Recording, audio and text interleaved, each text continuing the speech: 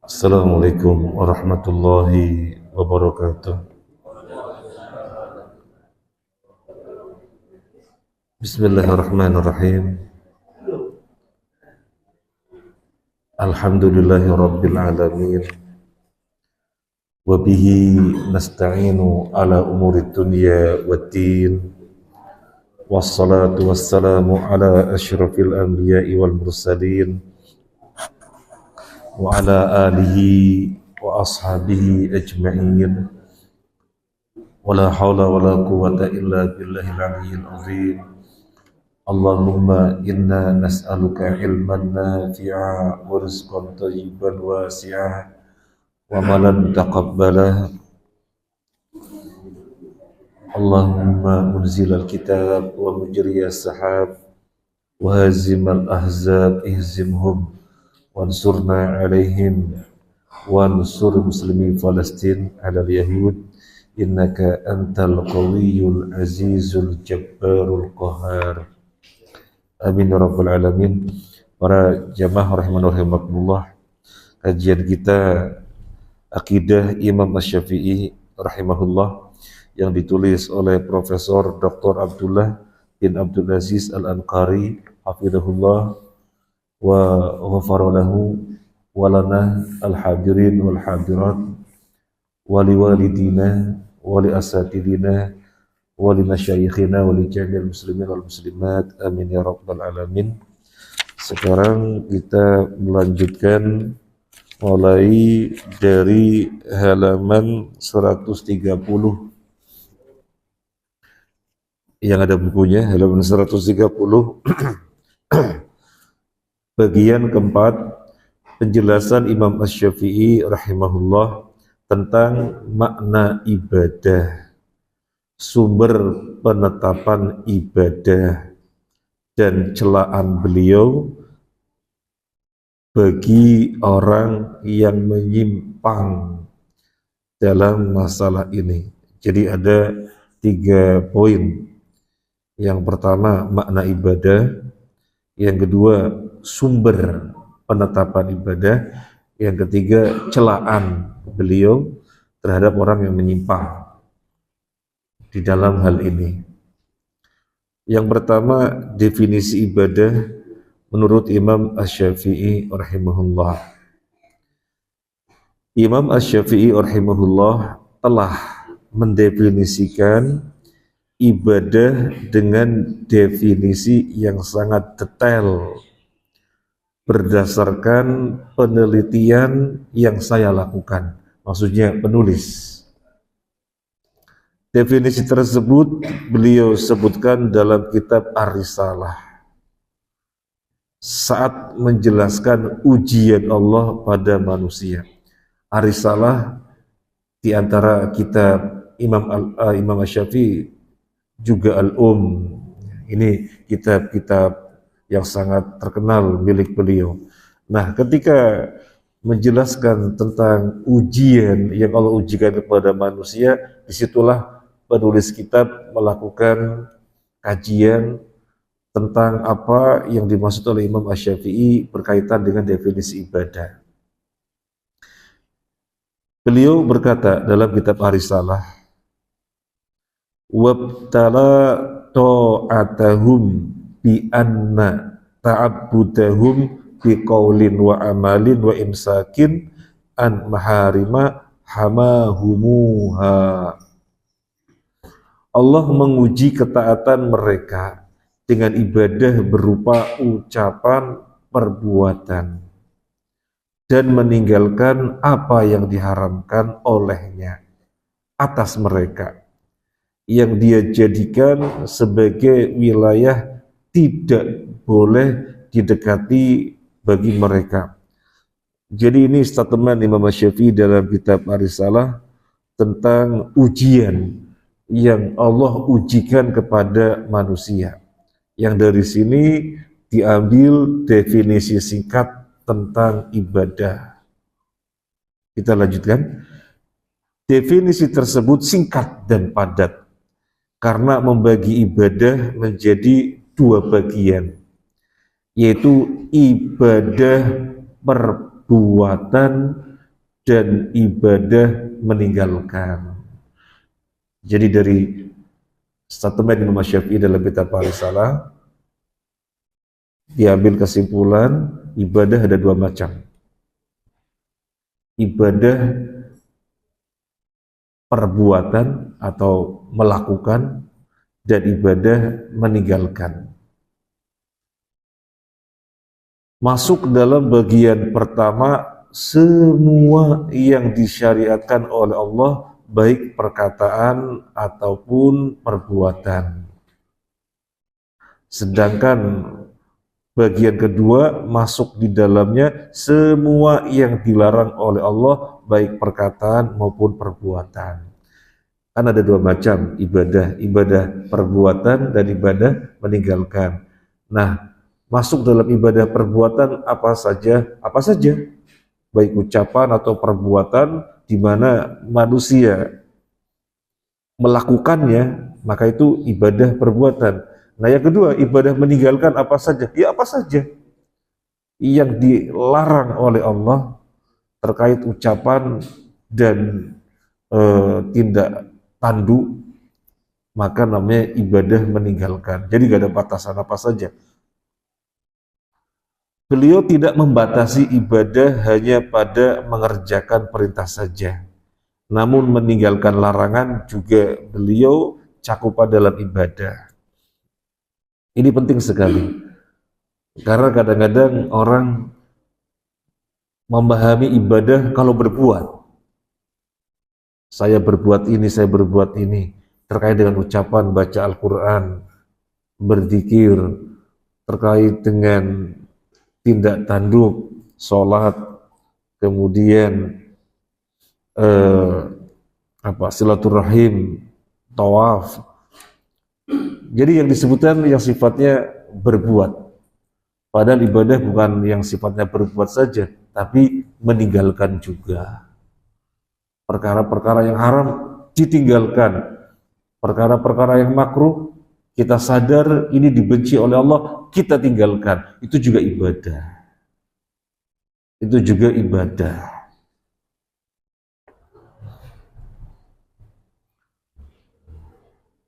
Misalnya ada orang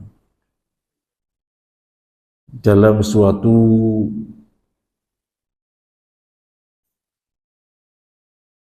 fenomena tertentu yang tidak baik. Ini lisan gatel, pengennya cerita, si fulana ngene ngono. Lisan gatel, maunya cerita, tapi sadar ini aibnya orang. Jangan. Ini ibadah. Ibadah apa? Meninggalkan. Jadi ibadah bukan saja berbuat, tetapi juga meninggalkan. Kita lanjut. Oleh karena itu, beliau berkata dalam kitab Al-Um. Nah, sekarang yang dinukil dari kitab Al-Um. Kalau Bapak Ibu ada yang sudah bisa bahasa Arab, bagus untuk punya kitab Al-Um, karena ini kan kitab yang sangat terkenal sekali. Sampai guru kita bikin pesantren dinamai Al-Um, karena ini kitab Imam Syafi'i. Dan orang Indonesia sangat mengenal madhab Syafi'i. Maka beliau memberi nama pesantrennya Al-Um, kitab yang sangat terkenal sekali. Ini dalam kitab Al-Um. Wa yu'lamu anna ahkamallahi jalla tada'uhu summa ahkama rasulihi min wajhaini yajma'uhuma ma'an annahuma ta'abbudun. Perlu diketahui bahwasanya hukum-hukum Allah dan hukum-hukum Rasulnya itu dari dua sisi. Yang keduanya disatukan dengan predikat sebagai ibadah. Dua sisi yang mencakup ibadah yaitu mengerjakan perintah dan meninggalkan larangan sebagaimana dijelaskan sebelumnya. Jadi yang dimaksud statement beliau di dalam kitab Al-Um ini begini. Hukum-hukum ada kalanya dijelaskan oleh Al-Quran, ada kalanya dijelaskan oleh hadis. Baik yang dari Al-Quran ataupun hadis, intinya sama. Bahwasanya ibadah itu tidak lepas berbuat atau meninggalkan. Yang dimaksud itu. Jadi baik dari Al-Quran atau hadis,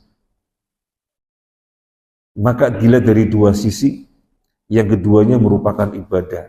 Apa? Melakukan dan meninggalkan. Dengan mengerjakan perintah dan meninggalkan larangan, Allah Azza wa Jalla menguji makhluknya. Sebagaimana dikatakan oleh Al-Halimi. Al-Halimi ini ulama besar, dia seorang qadhi, ulama besar Asy-Syafi'i pada sekitar tahun 300-an Hijriah. Jadi kurang lebih 1 abad setelah Imam Syafi'i wafat.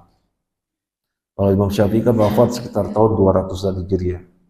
Nah, Al-Halimi ulama Asy-Syafi'i, beliau seorang qadhi yang hidup sekitar tahun 300-an Hijriah. Ini ucapan Al-Halimi. Jami'ul ibadati fi'lu asya'in wa tarku asya'in. Semua ibadah adalah mengerjakan sesuatu dan meninggalkan sesuatu. Bapak Ibu sekarang lagi beribadah. Ibadah apa? Perbuatan. Datang dari rumah menuju masjid, menempuh jalan. Ada yang dengan sepeda motor, ada yang dengan mobil, ada yang jalan kaki. Menempuh dari rumah ke Masjid Thaibah ini. Ini ibadah perbuatan. Man salaka tariqan yaltamisu fi ilman, sahalallahu lahu bi tariqan ilal jannah. Barang siapa yang menempuh jalan, di situ dia menuntut ilmu, maka Allah akan mudahkan baginya jalan menuju surga. Ini fadilah Bapak Ibu datang kemari, nanti pada hari kiamat proses ke surganya dimudahkan insyaallah. Ini ibadah perbuatan. Ini ibadah perbuatan.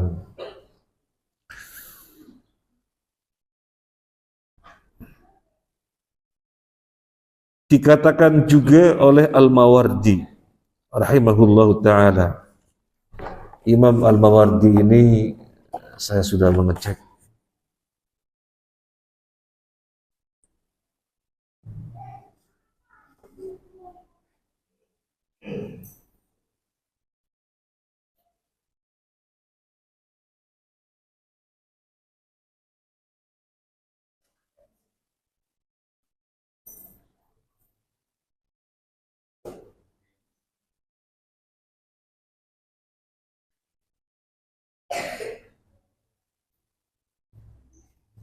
Beliau orang Basrah, orang Irak, lahir tahun 364. Jadi ulama tahun 364 itu lahirnya. Itu Al-Mawardi. Dia mengatakan fa inna at-taklif yajma'u amron bi ta'atihi wa nahyan an ma'siyatihi. Sama saja. Cuma statementnya yang berbeda, redaksinya yang berbeda, tapi maknanya sama. Maknanya sama. Taklif atau beban syariat mencakup perintah mentaatinya dan larangan bermaksiat kepadanya. Taklifus syar'i ada 2 macam. Beban syariat kalau kita terjemahkan ada 2 macam, yaitu mentaati perintah Allah dan meninggalkan larangannya. Kalau tadi sudah kita contoh keberadaan kita di sini namanya ibadah perbuatan. Kalau ibadah larangan bagaimana? Ada orang nawari rokok Rokok ini kan haram. Kenapa haram? Karena Allah berfirman, wala tulqu biaidikum ila tahlukah. Janganlah kalian menceburkan diri kalian ke dalam kebinasaan. Apapun yang menghantarkan kepada kebinasaan, maka kita jangan menceburkan diri ke dalamnya. Rokok dikatakan oleh para ahli mengandung ini bisa menyebabkan ini. Sehingga kalau ngerokok berarti menceburkan diri dalam kebinasaan.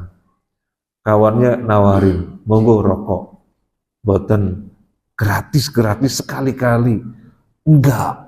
Nah dia bilang enggak, dia sadar ini haram, dia beribadah ketika itu. Ibadah apa? Meninggalkan. Ibadah meninggalkan. Jadi jangan dikira itu bukan ibadah, itu ibadah. Karena Allah melarang, maka saya jangan melakukan. Ini bentuk penghambaan kepada Allah. Allah melarang, iya, maka saya jangan melakukan. Di sini ada makna penghambaan kepada Allah, maka itu ibadah. Maka itu ibadah.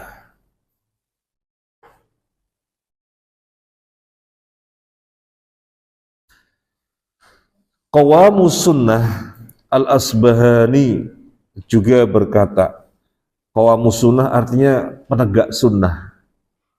Penegak sunnah Al-Asbahani, beliau ulama yang lahir tahun 274. Imam Syafi'i wafat tahun 200. Beliau lahir 274. Beliau mengatakan al-imanu jam'ut ta'ati wa tarkul muharramat. Iman itu mencakup semua bentuk ketaatan dan meninggalkan semua yang haram. Sama, maknanya sama, tapi ini redaksinya berbeda-beda. Intinya ibadah itu berbuat dan meninggalkan. Kalau ada orang kafir, ditawari kawannya yang sama-sama kafir, ayo ini khamr, enggak, haram. Jadi sama-sama orang kafir, satu yang minum khamr dan menawari kepada kawannya, ayo ini khamr, enggak haram. Loh kok haram? Haram, itu haram. Itu haram. Kata orang Islam, wala tulqu biaidikum ila tahlukah. Itu membinasakan. Haram. Dia dapat pahala apa enggak beribadah, soalnya dia. Dapat pahala apa enggak? Dapat pahala apa enggak? Enggak dapat. Kenapa enggak dapat? Soalnya belum taken, belum daftar. Mesti daftar dulu dengan syahadat, maka peribadahannya diterima. Karena belum taken, belum daftar, peribadahannya gak ada artinya. Orang kafir itu amalan ibadahnya kayak apapun gak ada artinya ketika gak ada pondasi. Nah pondasi itu adalah akidah. Walladzina kafaru a'maluhum kasarabin biqi'ati yasabu dhum'anu ma'a hatta idza ja'ahu lam yajidhu syai'a wa wajadallaha indahu fawafahu hisabah. Orang kafir itu amalannya seperti fata morgana, yang orang memandangnya dari jauh, oh ada air, dia mendekati berharap mendapatkan air, begitu didekati gak ada apa-apa. Sama di akhirat, dia berharap ada balasan.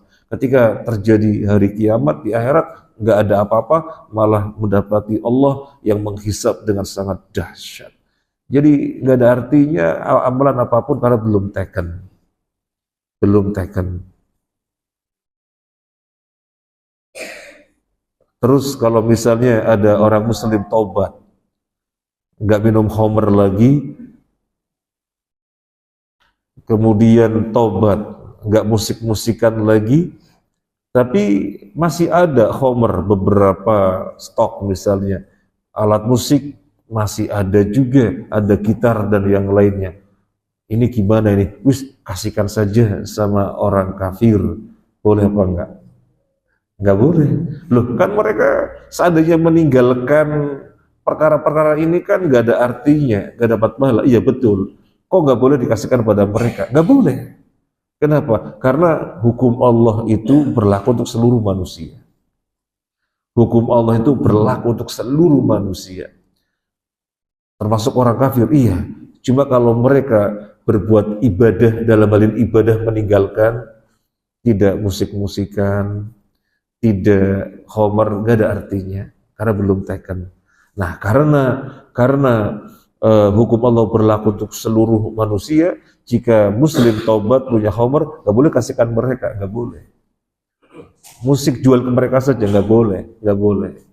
Karena sesungguhnya berlaku untuk mereka juga, meskipun kalau mereka berbuat ibadah nggak ada artinya, tapi nggak boleh diberikan kepada mereka. Dalilnya adalah Umar bin Khattab radhiyallahu an, ketika belum masuk Islam, dia bernadar untuk i'tikaf di Masjidil Haram. Ketika masuk Islam, dia cerita kepada Nabi, dan Nabi katakan kepada dia, aufi binadrik, tunaikan nadarmu. Padahal nadarnya ketika masih kafir. Tetapi ketika sudah masuk Islam, Nabi perintahkan untuk melakukannya. Ini menunjukkan ibadah, menunjukkan bahwasanya orang kafir juga mendapatkan taklif syar'i.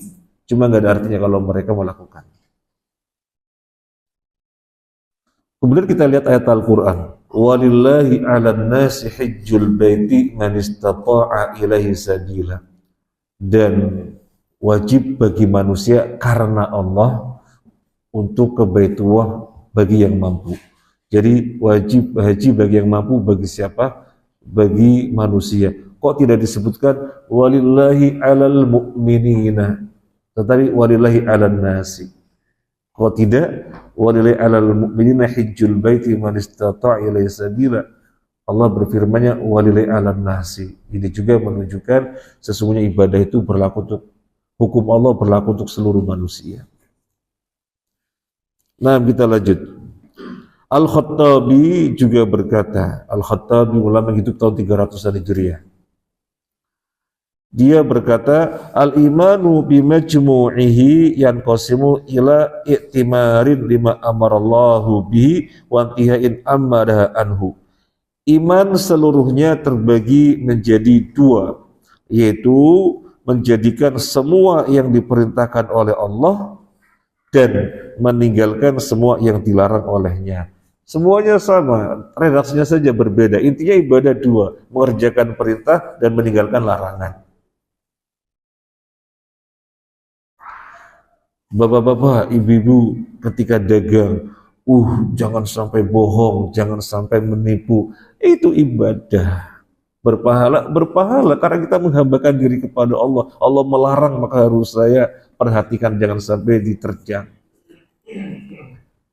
Ikhwan dan akhwat ketemu tidak salaman, itu ibadah. Belum nggak salaman ibadah karena masing-masing menyadari ini bukan mahramnya. Jangan sampai salaman karena itu melanggar syariat. Itu ibadah, berpahala. Itu ibadah. Kita lanjut. Dengan demikian masuk di dalam ibadah sebagaimana dijelaskan oleh Ar-Razi rahimahullah ta'ala. Ini saya nggak tahu Ar-Razi yang dimaksud Ar-Razi siapa. Kalau Fakhruddin Ar-Razi kan orang ahli kalam, lahir tahun 1000-an, lahir tahun 1000 sekian, sekarang 2024. Tapi kalau Ar-Razi ada yang tahun 300-an Hijriah, ulama Syafi'i, ya mungkin itu yang dimaksud. Jami'u a'malil qulub wa jami'u a'malil jawarih.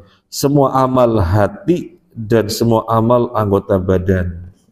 Semua amalan hati dan semua amalan anggota badan.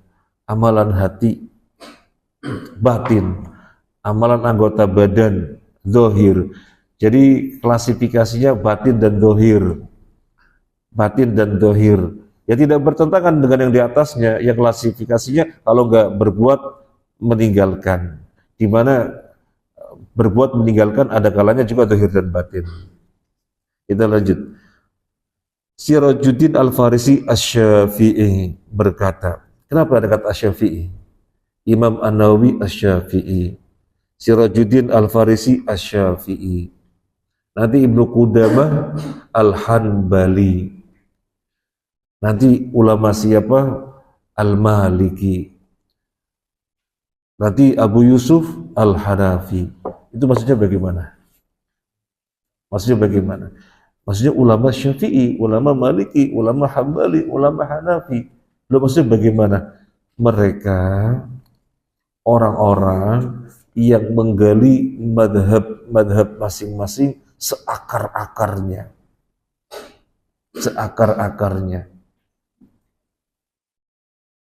Maka ahli di dalam madhab tersebut, ahli pakar di dalam masing-masing madhab. Maka di sini menunjukkan kepakaran. Imam An-Nawawi Asy-Syafi'i karena ngerti seluk-beluk sehingga ijtihadnya begini, ngerti runtutan yang ngerti sehingga muncul kesimpulan-kesimpulan yang demikian. Boleh nggak kita mengatakan misalnya Nur Yasin Asy-Syafi'i? Ya nggak boleh, nggak ngerti kita bagaimana Imam Asy-Syafi'i beristihad untuk setiap tema-tema runtutannya gimana, dalilnya gimana, kita nggak mengetahui, nggak boleh, nggak bisa. Kalau begitu kita bertanya kepada kita madhabnya apa? Kita bertanya kepada kita madhabnya apa? Hah? Kita madhabnya apa? Kita madhabnya guru kita. Karena orang yang awam seperti kita, kalau kita masuk ijtihad boro-boro, ittiba masih jauh. Kalau guru-guru kita, insya Allah mereka masuk ittiba, perkara apapun tahu dalilnya. Dan mereka juga sudah memasuki runtutan pembahasan madhab-madhab yang ada. Mereka ittiba, tahu dalil-dalilnya. Dan kita nggak tahu. Madhab kita apa? Kita orang awam, madhab kita adalah guru kita. Kalau ada masalah ini bagaimana? Oh, kalau ada masalah ini, Ustadz Amin Nurbait mengatakan gini-gini. Kalau ada masalah ini bagaimana? Kalau ada masalah ini, guru kita Ustadz Khalid Samudi mengatakan gini-gini. Setelah itu madhab kita. Madhab kita adalah apa kata guru kita, karena kita bukan ittiba, boro-boro ijtihad. Nah, kita lanjutkan. Sirajuddin Al-Farisi Asy-Syafi'i berkata, al-ibadatu qad tutlaqu ala a'malil jawarih bi qasdil qurbah wa tutlaqu ala tahaqquqi bil abdiyah irtisami ma amara as-sayyidu jalla wa ala au naha. Istilah ibadah dipakai pada setiap amalan anggota badan dengan tujuan mendekatkan diri kepada Allah. Juga dipakai untuk realisasi penghambaan dengan mengindahkan perintah dan larangannya. Ini anggota badan. Ini anggota badan. Kemudian kita tempatkan untuk mendekatkan diri kepada Allah. Itu ibadah. Itu ibadah. Juga ini anggota badan. Mulai dari ujung rambut sampai ujung kaki. Kita gunakan untuk merealisasikan penghambaan kita kepada Allah. Mana perintahnya kita kerjakan, mana larangannya kita tinggalkan. Ini yang dimaksud oleh beliau. Ini adalah ibadah. Ini adalah ibadah. Atau kesimpulannya, ini anggota badan dari ujung rambut sampai ujung kaki. Terhadap perintah Allah kita kerjakan, terhadap larangannya kita jauhi, baik lahir ataupun batin. Baik lahir ataupun batin. Ucapan atau perbuatan. Nah, sama, ya sama, semuanya sama. Redaksinya yang berbeda-beda. Kita lanjut. Dengan demikian, dari definisi di atas, kita mengetahui bahwa Imam Asy-Syafi'i rahimahullah telah mengarahkan ibadah kepada Allah zat yang berhak diibadahi. Karena definisi ibadah menurut beliau yaitu melaksanakan perintah dan meninggalkan larangan, mencakup setiap jenis ibadah baik yang zahir maupun yang batin. Oleh sebab itu ibadah hanya boleh diperuntukkan kepada Allah semata Hal ini menjelaskan luasnya cakupan ibadah menurut Imam Asy-Syafi'i rahimahullah yang mencakup semua bentuk taqarrub. Maka mempersembahkannya kepada Allah adalah tauhid, sedangkan memalingkannya kepada selainnya adalah syirik. Jadi penulis, muallif, Profesor Dr. Abdullah bin Abdul Aziz Al-Anqari hafizahullah mengatakan dengan rangkumannya, inilah definisi ibadah menurut Imam Syafi'i yang menunjukkan luasnya pandangan beliau. Gak ada batasan. Ibadah apa saja, gak ada batasan. Gak ada batasan. Baik berupa perbuatan atau meninggalkan, di mana dari keduanya, perbuatan atau meninggalkan, tujuannya semata-mata taqarrub penghambaan. Maka hanya ditujukan kepada Allah saja, nggak boleh kepada yang lainnya, nggak boleh kepada yang lainnya. Nanti kalau kita membaca kitabnya Syekh Utsaimin lebih jelas lagi, lebih menjelaskan ini, karena ini kan global. Nanti kalau Syekh Utsaimin merinci ibadah itu apa saja. Jadi bukan sekedar sholat, puasa, zakat, haji, baca Quran, tawaf, dzikir, enggak. Tetapi disebutkan khauf, roja, kemudian raghbah, kemudian rahbah, kemudian isti'adah, kemudian istighatsah, kemudian an-nadhru, al-zabhu, al-halaf, karena di situ ada makna pengagungan kepada Allah, maka semuanya adalah ibadah, maka harus hanya ditujukan kepada Allah. Nanti kalau misalnya ada orang bertanya, berarti orang yang takut kepada macan ibadah dong, lari, berarti semestinya jangan lari. Kalau lari berarti dia takut kepada macan, kan jangan takut kecuali kepada Allah saja. Oh bukan, itu bukan takut ibadah, itu takut tabiat. Gak apa-apa takut tabiat. Ada preman lari, lo kenapa kamu lari? Ada preman. Oh kamu berarti takutnya sama preman. Mestinya kepada Allah saja. Terus ya gak apa-apa, diem aja, dipukulin bonyok gak apa-apa. Kalau takut kepada Allah, keliru. Ini bukan takut ibadah, ini takut tabiat. Jadi sama-sama penyebutannya takut, tapi satunya adalah ibadah karena ada makna pengagungan yang tidak boleh ditujukan kepada siapapun kecuali kepada Allah, karena ada makna merendahkan diri, bahwasanya dirinya tidak ada apa-apanya tanpa zat tersebut, maka zat tersebut haruslah Allah. Nah ini kan sudah tercakup oleh penjelasan Imam Syafi'i yang secara global ini. Karena Imam Syafi'i tidak menjelaskan apa rinciannya secara detail, tapi dengan global sudah mencakup semua yang Syekh Utsaimin menjabarkannya lagi. Makanya penulis mengatakan ini pandangan yang sangat luas dari Imam Syafi'i tentang pengertian ibadah. Demikian kurang lebihnya kata muallif.